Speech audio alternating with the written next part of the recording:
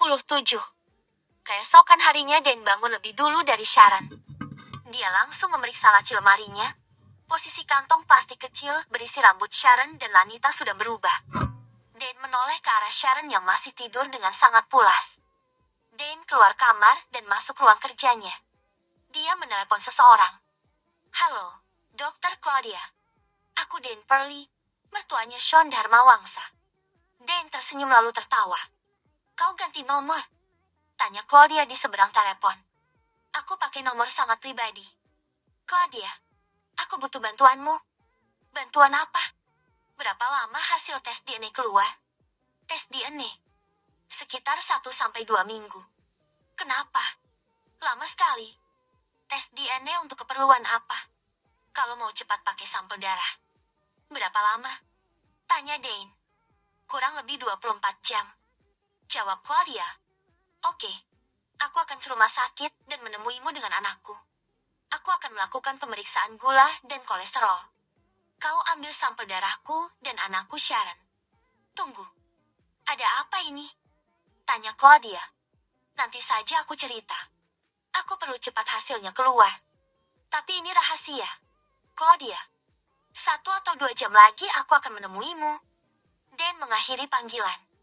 Lalu Dan melakukan panggilan pada Susanna. Masih dengan nomor yang dia pakai saat menelepon Claudia. Halo, Susanna. Aku Dane. Iya, Nyonya. Sahut Susanna dari seberang ponsel.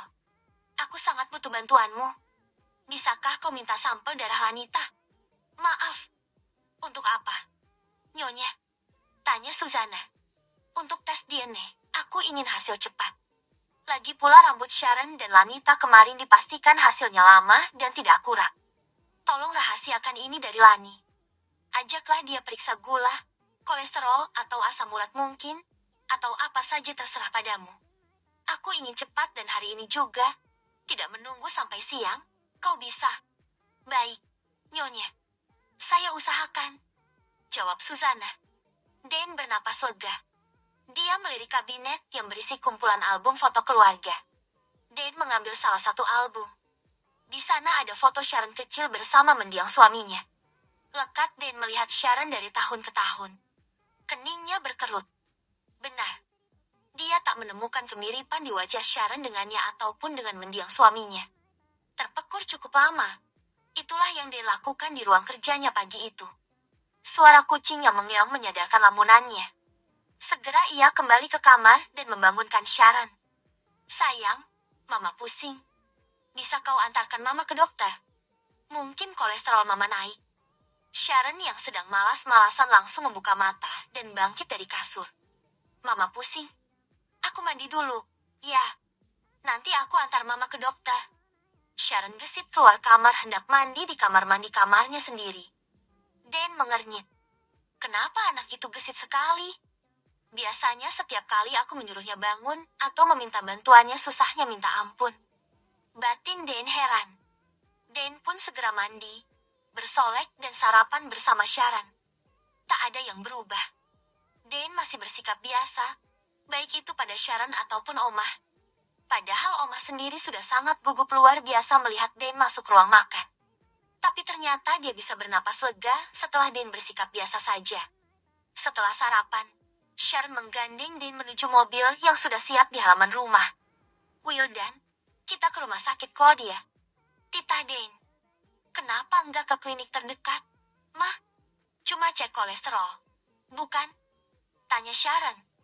Sekalian Mama ada perlu dengan Tante Claudia. Sahut Dan. Sharon manggut-manggut seraya menjatuhkan kepalanya di bahu Dan dan menggandeng lengannya. Dan diam saja. Ada bagian dari hati kecilnya yang enggan merespon kemanjaan Sharon kini. Bagaimana jika memang Sharon bukan anak kandungnya? Sharon masuk ruangan Claudia. Loh, Mama mana? Tante? Tanya Sharon. Keluar sebentar menemui seseorang. Mamamu bilang hanya ke parkiran sebentar. Kau mau ngobrol saja denganku seraya menunggu mamamu. Sahut Claudia sembari tersenyum. Sementara itu di tangga darurat yang menuju basemen, Dan bertemu dengan Susanna. Susanna memberikan sampel darah Lanita pada Dan. Terima kasih, Susanna. Tes DNA dengan darah akan lebih cepat keluar hasilnya. Susanna mengangguk sopan lalu berpamitan. Keduanya kembali berpisah. Tapi sebelum keluar pintu tangga, Dane menelepon Sharon. Sayang, kamu masih di ruangan Tante Claudia? Iya, Ma. Mama tunggu di parkiran. Ya, harus buru-buru ke kantor. Dane membuka pintu tangga sedikit. Dia mengintip ke ruangan Claudia. Dilihatnya Sharon keluar dari sana. Cegas Dane kembali ke ruangan Claudia. Claudia, ini sampel rambut kedua anakku yang aku duga sudah ditukar Sharon semalam. Tes saja dan biarkan hasilnya apa adanya. Lalu ini sampel darah Lanita. Aku baru saja mendapatkannya dari asisten pribadi menantuku. Jadi kau ingin melakukan tes secara terpisah. Tes DNA dengan darah dan rambut. Kau yakin Sharon selicik itu menukar sampel rambut? Tanya Claudia. Aku tak tahu. Aku hanya tahu tadi malam Sharon memeriksa plastik berisi rambut ini. Maka dari itu aku menginginkan tes ganda. Apakah hasilnya sama atau berbeda? Aku ingin cepat. Jangan lebih dari seminggu untuk tes DNA dengan rambut ini. Apakah bisa? Claudia menghela napas. Untuk tes DNA melalui darah, kau bisa mendapatkan hasilnya besok, dan untuk tes DNA dengan rambut, aku akan usahakan meminta ke bagian forensik, mengujinya kurang dari seminggu. Biasanya membutuhkan waktu 3-5 hari. Dane bernapas lega. Ponsel Dane berdering.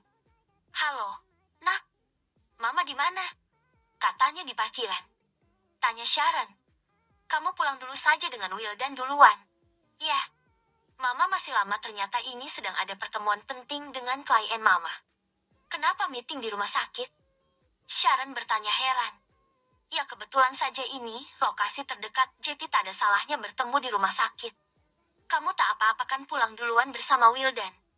Biasanya Sharon akan kesal dan lalu akan shopping atau melakukan hal lain untuk menghilangkan kekesalannya. Kali ini Sharon harus menahan rasa kesalnya pada Dane. Dia juga tidak ingin shopping. Aku harus menjadi anak mama yang baik mulai sekarang. Tekad Sharon. Wildan akhirnya mengantar Sharon pulang kembali ke rumah Dane. Saat Sharon baru masuk rumah, Saloma sudah menghadangnya.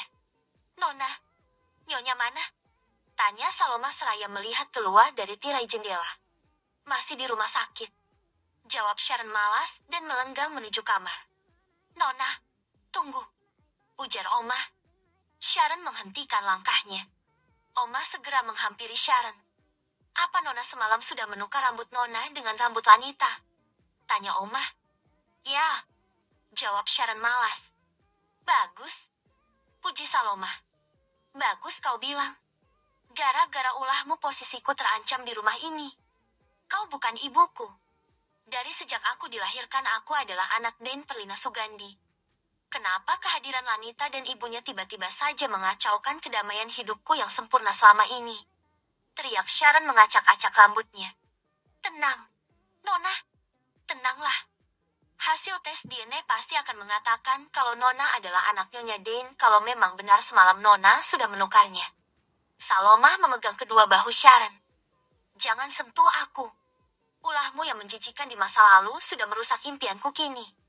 Sharon menepis tangan Saloma dan segera berlalu menuju kamarnya. Saloma tercekat. Barusan Sharon bilang apa? Dirinya menjijikan. Sharon, anakku. Ini aku ibumu. Kenapa kau bilang aku menjijikan?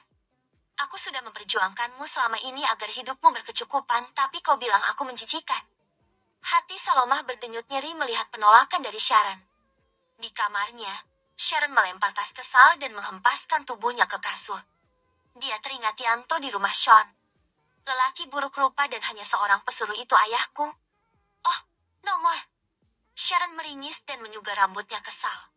Papaku adalah pemilik Pearly Corporation yang sukses dan ternama. Bukan Yanto si buruk rupa. Tidak mungkin. Aku tidak mau. Jerit Sharon memukul-mukul headboard tempat tidur merasa tidak terima jika sesungguhnya dia adalah anak Yanto dan Saloma. Ruang kerja di rumah Sean. Panggil Yanto ke sini. Tita Sean pada Susanna. Baik, Tuan. Susanna segera keluar ruangan. Dia bertanya pada Dimitri di mana Yanto. Tapi sejak pagi Dimitri rupanya tidak melihat Yanto. Coba tanya yang lain. Ujar Dimitri. Susana menghubungi nomor ponsel Yanto, tapi ponselnya tidak aktif. Susana meminta Sri dan yang lainnya mencari Yanto. Sementara dia menunggu di area kerja Dimitri. 10 menit kemudian Sri dan yang lainnya melapor jika Yanto hilang. Baju-baju di kamarnya tidak ada, bahkan kamarnya pun dalam keadaan berantakan. Susana mengerutkan kening. Apa Yanto kabur? Gumamnya. Maaf, Bu, tadi malam Yanto marah-marah di telepon dengan seseorang. Tapi saya nggak tahu dengan siapa Yanto bicara. Hanya saja sebelum telepon diakhiri, saya dengar Yanto mau pergi dari sini. Ternyata beneran pergi. Tutur Sri. Susana lemas. Dia mendesah pasrah. Ya sudah, kalian kembali bekerja. Terima kasih sudah mencarikan Yanto. Susana kembali ke ruang kerja Sean. Tuan, Yanto menghilang. Sean tertegun. Berani sekali dia pergi begitu saja tanpa pamit padaku. Mungkin Oma sudah memberitahukan kejadian semalam. Posisi Yanto memang sangat tidak menguntungkan saat ini. Sahut Susana. Sean diam. Pintu ruang kerja diketuk. Jauhari muncul. Tuan, kemarin saya membuntuti Nona Sharon seharian. Jauhari langsung melapor. Bagaimana? Tanya Sean. Jauhari ragu. Dia menoleh pada Susana. Bicaralah, ujar Susana. Jauhari mengusap tengkuknya. Nona Sharon sama sekali tidak pergi ke kampusnya. Dia seharian berada di apartemen Heavenly. Sean mengernyit.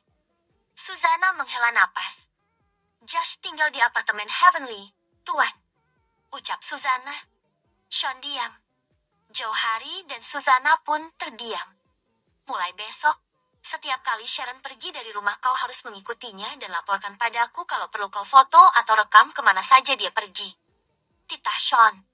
Baik, Tuan. Jauhari menjawab tegas. Sean kembali mendesah pasrah.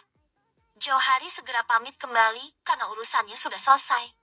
Keesokan harinya sore hari, Susana mendapat telepon dari Dane. Tuan, Dane ingin bertemu dengan kita di luar. Hanya kita bertiga. Ada apa? Mengenai Lani. Nona Lani dan Nona Sharon. Susana meralat ucapannya.